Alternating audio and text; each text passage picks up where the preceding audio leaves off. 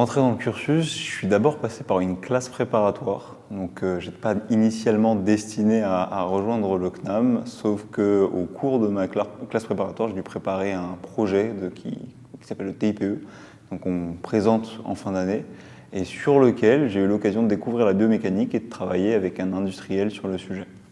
À la fin de ma classe préparatoire, j'ai eu l'opportunité de continuer avec ce même industriel, mais pour qui la condition était que je rejoigne une formation en alternance. Le fait est que parmi les écoles que j'avais eues au concours, aucune d'entre elles ne proposait l'alternance, et je me suis donc retrouvé à devoir choisir entre les écoles que j'avais obtenues et une école sur dossier qui proposerait potentiellement l'alternance. J'ai regardé et le CNAM m'est apparu comme le meilleur choix parmi les écoles qui proposaient des formations en génie mécanique en alternance à l'époque.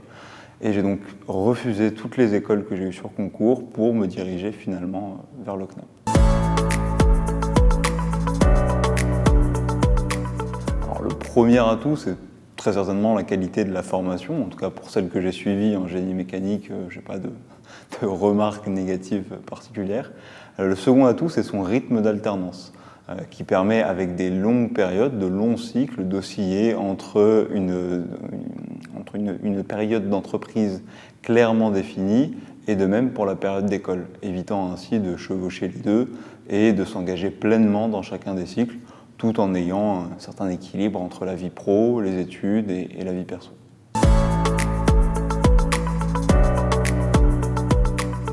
Alors aujourd'hui, l'ingénieur CNAM et l'ingénieur plus largement, je pense, se veut multidisciplinaire et avec une certaine forme de spécialisation néanmoins. Ce que je veux dire par là, c'est que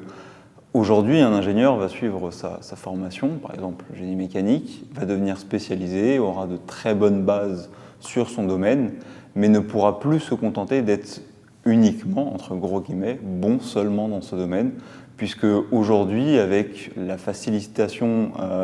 due notamment au modèle d'IA, à coder, à s'approprier d'autres domaines techniques qui deviennent aujourd'hui